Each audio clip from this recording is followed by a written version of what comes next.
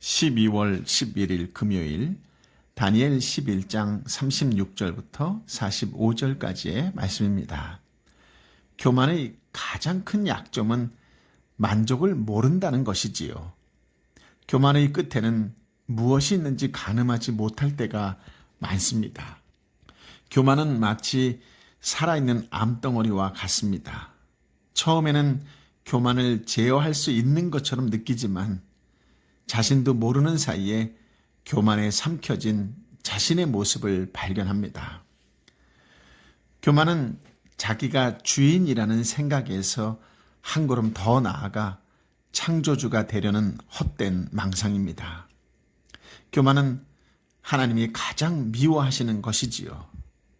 말씀 앞에서 교만을 제어하고 떨쳐버리려면 애쓰고 노력해야 합니다. 만일 그렇지 않으면 교만에 먹혀 스스로 하나님의 자리를 넘보게 될 것입니다. 36절부터 39절까지의 말씀인데요. 함께 읽어볼까요? 이 왕은 자기 뜻대로 할 것이다. 그는 스스로 높이고 모든 신보다 자기가 크다고 하며 신들의 신에 맞서며 말할 수 없는 말을 할 것이다. 하나님께서 노하시고 노가 그칠 때까지 그는 잘 될 것이다. 하나님께서 이런 일이 일어나도록 정하셨으므로 반드시 그렇게 될 것이다. 그는 스스로 자기를 모든 것보다 크게 높일 것이다. 자기 조상의 신들이나 여자들이 사랑하는 신에 마음을 쓰지 않고 어떤 신도 섬기지 않을 것이다. 그 대신 그는 요새를 지키는 신을 공격할 것이다. 또 자기 조상들이 알지 못하는 신에게 금과 은과 보석과 값비싼 보물을 드리며 섬길 것이다. 그는 이방신의 도움으로 싸워서 가장 강한 산성들을 얻을 것이다. 그는 자신을 왕으로 받아들이는 사람에게 여러 백성들을 다스리게 하며 뇌물을 받고 땅을 나눠줄 것이다. 아멘. 36절 이하에 나오는 왕은 누구일까에 대해서는 여러 가지 학설이 있습니다만 학자들은 명확히 어느 한 사람이라고 말하지는 않습니다. 10장에서 시작되어 지금까지 진행되어 온 다니엘의 예언이 안티오코스 4세 시대와 그가 나타나기 이전 시대에 근동 지역에서 펼쳐진 정치적, 군사적 갈등을 묘사하고 있다는 것이 학자들의 공통적인 의견입니다. 그러나 36절부터 45절이 누구를 두고 하는 이야기인가에 대해서는 합의를 하지 못했습니다. 학자들은 크게 둘로 나뉩니다. 한쪽은 저자가 안티오코스 4세에 대한 일들을 염두에 두어서 주로 기록한 것이다. 다른 쪽은 다니엘이 말세에 나타날 적그리스도를 마음에 두고 기록했다라고 주장합니다. 그런데 안티오코스 4세, 즉 안티오코스 에피파네스에 대하여 언급한 것이라고 주장을 하는 데에 있어서 그의 시대와 비교했을 때 맞지 않는 부분이 맞는 부분보다 더 많다는 허점이 있습니다. 예를 들어 안티오코스 4세는 36절의 자신의 신보다 더 크다라고 한 적이 없습니다. 그는 37절에 조상들이 섬기던 신을 버린 적이 없고 38절 조상들이 알지 못하던 신을 공경한 적이 없다고 합니다. 또 45절에 안티오코스가 팔레스타인에서 죽게 될 것이라고 기록합니다만 그는 페르시아의 타베에서 죽었습니다. 그래서 학자들은 그 왕에 대한 예언을 마지막 때에 있을 적그리스도로 해석합니다. 36절 이하에 우리가 함께 읽은 말씀 가운데에 적그리스도의 특징을 정말로 적나라하게 보여주는 교만의 극치의 장면이다라고 할 수가 있습니다. 참고로 로마 황제들도 안티오코스 4세처럼 자기 뜻을 강력하게 밀고 나갈 것이며 그 후 역사에서 교만하고 거만한 자들은 모두가 하나같이 스스로 높여 모든 신보다 크다라고 선언하면서 모든 종교를 배척할 것입니다. 특히 신들의 신인 하나님을 대적할 것입니다. 자기 자신을 신이라고 하니 기독교를 특별히 더 박해할 것입니다. 11장은 27절, 29절, 35절을 통하여 정하신 때라고 하는 단어를 3번 반복한 후에 오늘 36절에서 하나님께서 이런 일이 일어나도록 정하셨으므로 반드시 그렇게 될 것이다 라고 강조하지요. 무슨 말일까요? 그들이 교만하고 거만하고 오만한 행동은 모두 하나님의 정하신 계획에서 벗어날 수 없다는 것을 알아야 합니다. 즉 역사를 작정하시는 하나님을 주목하게 하지요. 하나님의 모든 작정은 예수님의 초림부터 재림까지 성취됩니다. 남방왕과 북방왕의 끝없는 세력 다툼도 마지막 때 하나님의 작성을 성취하기 위한 하나님의 작정을 성취하기 위한 과정입니다. 언약 백성이 사악한 세속 권력자에게 분풀이를 당하는 일도 그 과정의 일부이지요.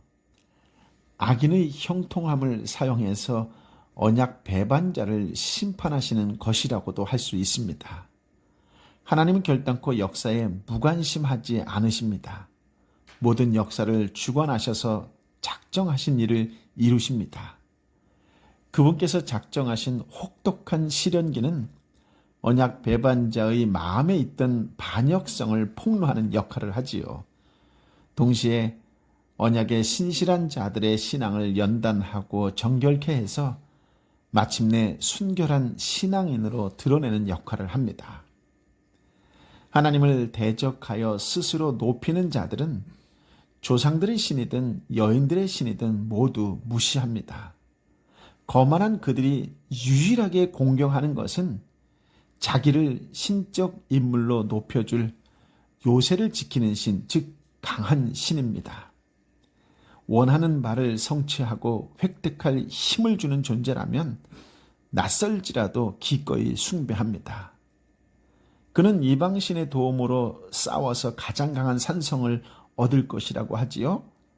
이방신을 섬기는 강력한 용병을 사용한다는 것이지요.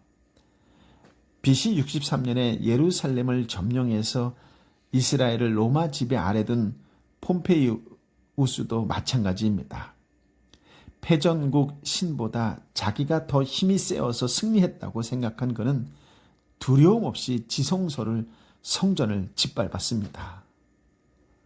로마 황제들은 막강한 힘을 가진 자기를 신처럼 받드는 자를 영광의 자리에 앉히고 총독으로 임명하며 뇌물을 받고 땅을 주었습니다. 예수님께서 탄생하실 때 유대를 통치했던 헤롯 대왕도 로마 황제를 받들었기 때문에 권세를 누렸습니다. 로마는 연약함을 경멸했고 현실적 힘을 신처럼 숭배하고 그 힘을 진선미로 여겼습니다. 이 모든 것이 하나같이 적그리스도의 특징이지요. 말세란 여러분도 아시다시피 마지막 때의 줄임말입니다. 다니엘서의 모든 예언은 예수님의 초림부터 재림까지의 시기, 곧 말세에 초점이 있습니다.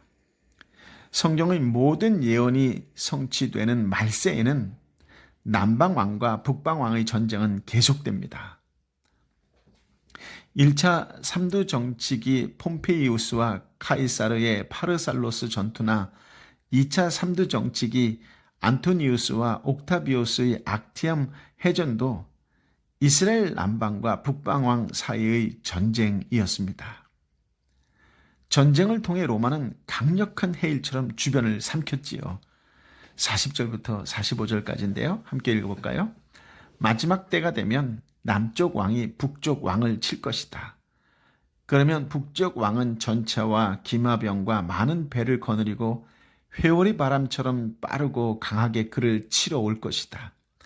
북쪽 왕은 여러 나라에 쳐들어가 물이 휩쓸듯이 나라들을 지나갈 것이다.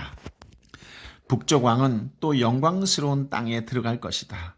그리고 많은 나라들을 쓰러뜨리겠지만 에돔과 모압과 암몬의 높고 귀한 사람들은 그의 손아귀에서 벗어날 것이다. 그가 여러 나라의 힘을 뻗었으므로 이집트 땅도 피하지 못할 것이다. 그는 이집트의 금은과 모든 보물을 자기 손에 넣을 것이다. 또 리비아 사람들과 에디오피아 사람들도 그를 따를 것이다. 그러나 동쪽과 북쪽에서 들어온 소식을 듣고 그는 걱정하고 크게 화가 나서 나가 많은 사람을 무찌르고 죽이려고 할 것이다. 아멘. 마지막 때 인류 최후의 전쟁은 적그리스도가 먼저 공격을 받음으로 시작됩니다. 알 수 없는 남쪽 왕이 선제 공격을 합니다. 그러나 적그리스도는 그동안 수단과 방법을 가리지 않고 키워놓은 그의 군사력을 있는 대로 다 동원하여 반격합니다. 전세는 순식간에 뒤집히고 적그리스도의 일방적인 승리로 끝나지요. 이렇게 해서 적그리스도는 영광스러운 땅 팔레스타인에 들어오게 됩니다. 그리고 그는 거기서 엄청난 살상을 할 것입니다. 에돔 출신의 헤롯 대왕의 우대 정책 때문에 모압과 암몬만 압제를 살짝 피합니다. 셀레우코스의 손에 잡히지 않았던 이집트와 리비아와 에디오피아까지 로마의 힘에 굴복했습니다. 강력한 세력의 로마 제국이 자신들에게 대적했던 나라와 그 주변 국가들에 대하여 원수를 갚고 있는 순간 동쪽과 북쪽에서 소문이 들려옵니다. 그 순간적으로 당황하지만 곧 정신을 차린 뒤에 더욱 분풀이로 더 많은 사람들을 죽입니다. 그런데 마지막 때에 일어나는 일이기 때문에 이것이 무슨 일인지에 대하여는 잘 모르지요. 45절에 이렇게 되어 있습니다. 다시 읽어볼까요? 그는 바다와 영광스럽고 거룩한 산 사이에 자신의 왕실 장막을 칠 것이다. 그러나 마지막에 이르러서 그를 도와줄 사람이 아무도 없을 것이다. 적그리스도는 자신의 장막을 바다 지중해와 영광스러운 거룩한 산 시온산 사이에 세웁니다. 그리고 이곳에서 죽음을 맞이하지요. 세상의 짐승 제국은 부와 명예와 권력을 획득하고 성취하게 해줄 힘을 끊임없이 숭배합니다. 가장 힘센 자가 왕으로 군림하지요. 그래서 짐승 나라의 백성은 전쟁을 통해서든 경쟁을 통해서든 실세가 되려고 정열과 시간을 바칩니다. 그러나 아무리 성취하고 획득해도 더 강한 자에 대한 두려움을 떨치지는 못하지요. 그러나 하나님 백성은 두려움 없는 평안을 누립니다.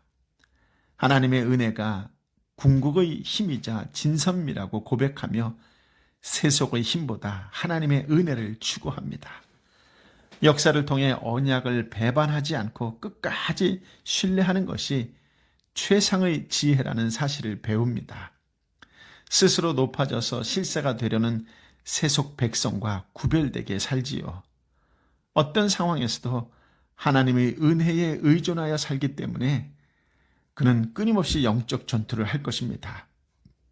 하나님의 거룩한 언약을 신뢰하기 때문이지요. 지켜주시고 보호해 주시며 후원해 주시는 하나님의 은혜가 차고 넘치시기를 예수님의 이름으로 축복합니다. 아멘. 하나님, 귀한 말씀을 통하여 하나님의 마음을 이 세상 끝날 우리가 어떻게 살아야 되는지에 대한 구체적인 지혜의 말씀, 생명의 말씀을 주시니 감사합니다. 우리의 삶은 여전히 세상적인 것에, 세속적인 것에 눈을 떼지 못하고 끊임없이 교만을 추구하는 자의 모습으로 살아갑니다. 그런 우리의 추한 모습 가운데에 생명의 빛으로 말씀을 허락하여 주시니 감사합니다. 비열한 세상 권력의 비참한 종말을 역사를 통하여 배웠다면 이제 역사를 통하여 역사하시는 하나님을 깨달았다면 이제는 주님께서 주신 말씀을 붙잡고 살아가는 살아있는 생명체의 한 사람으로 살아갈 수 있도록 다시 한번 능력과 권능과 지혜를 더하여 주옵시고 주께서 주신 말씀을 붙잡고 끝까지 인내하며 하나님의 뜻을 이 땅에 이루어 나아가는 하나님의 사람, 성령의 사람, 예수님의 사람으로 살겠노라고 결단하는 이 시간 되게 하여 주옵소서. 베풀어 주신 은혜를 기억하며 감사하며 찬양하며 살아가는 믿음의 사람으로 살겠습니다. 그렇게 살아갈 수 있도록 또한 성령 하나님 날마다 함께하여 주옵소서. 하나님께서 말씀을 통하여 주신 약속을 끝까지 붙들며 하나님을 사랑하듯 내 이웃을 사랑하는 자로 그렇게 신실히 그리스도의 향기를 드러내는 실천하는 그리스도를 살아가겠노라고 새롭게 결단하며 씩씩하게 세상 속을 향하여 나아가는 믿음의 한 사람이 되게 하여 주옵소서. 하나님의 은혜를 끝까지 잊지 않고 잃어버리지 않고 기억하며 살아가는 그 은혜를 이제 세상 가운데에 어렵고 힘들고 지친 사람들에게 나누어주는 축복과 은혜와 구원의 통로로 살아가겠습니다라고 결단하고 결심하며 살는 하나님의 사람들 되게 하여 주옵소서. 오 성령이여 임하여 주옵소서.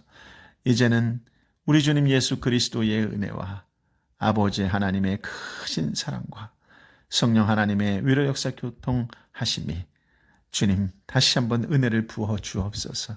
이제 그 은혜를 나의 만족이 아니라 이 땅의 사람들에게 나누어주고 베풀어주는 넉넉한 그리스도의 한 사람으로 살겠습니다라고 고백하고 결단하며 세상 속을 향하여 나아가는 주의 백성 한 사람 한 사람 머리 위에 이들과 함께 손잡으며 주님을 찬양하고 함께 나아가기를 원하기는 삼터와 일터와 공동체와 열방의 선교사님과 선교지 위에 함께하여 주옵기를 간절히 축원하옵나이다. 아멘.